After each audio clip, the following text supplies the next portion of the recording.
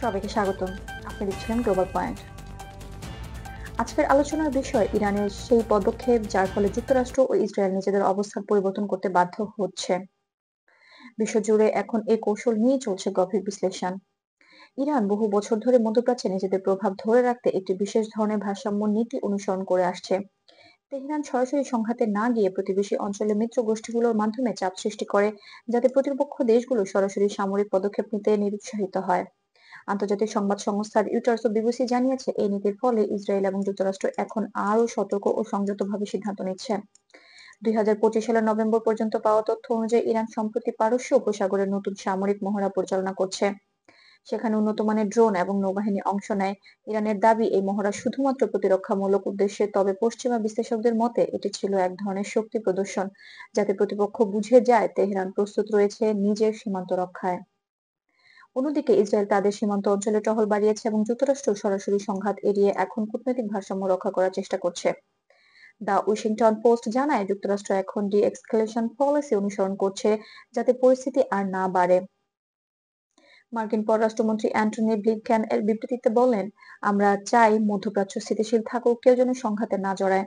এই বক্তব্যই প্রমাণ করে ইরানের নতুন কৌশল আঞ্চলিক শক্তিগুলোর সিদ্ধান্ত প্রভাব ফেলছে। এদিকে ইরানের পারমাণবিক কর্মসূচি নিয়েও নতুন আলোচনা শুরু হয়েছে।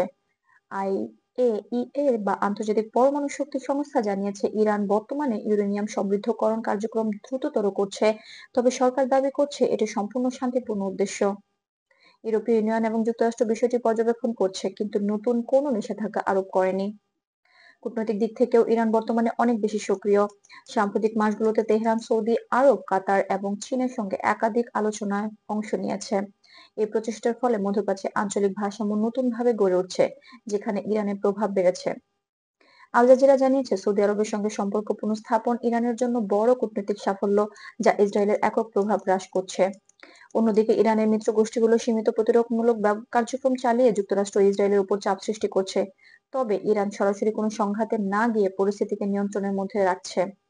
এই পদ্ধতিকে অনেক বিশ্লেষণ বলছেন নিয়ন্ত্রিত প্রতিরোধ বা কন্ট্রোল ডিফারেন্স পলিসি, যেখানে সামরিক হুমকি না দিয়ে কূটনৈতিক বার্তা পৌঁছে দেওয়া হয়।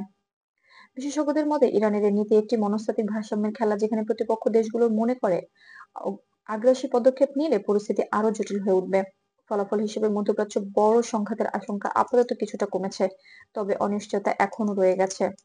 জাতিসংঘ জানিয়েছে, বর্তমানে এই অঞ্চলের স্থিতিশীলতা আন্তর্জাতিক শান্তির জন্য অত্যন্ত গুরুত্বপূর্ণ। তারা সকল পক্ষকে সংযত থাকার আহ্বান জানিয়েছে এবং শান্তিপূর্ণ সমাধানের উপর জোর দিয়েছে।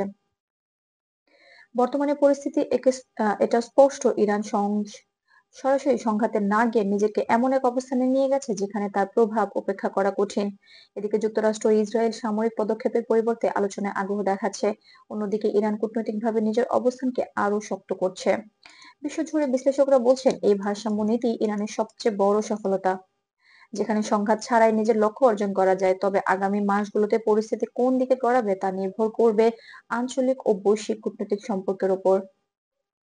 আপনি দেখছিলেন গ্লোবাল পয়েন্ট, বিষয়ে গুরুত্বপূর্ণ রাজনৈতিক ঘটনাগুলোর নিরপেক্ষ বিশ্লেষণ জানতে চ্যানেলটি সাবস্ক্রাইব করুন আর সাথেই থাকুন আন্তর্জাতিক সংবাদের সত্য তথ্যের সঙ্গে।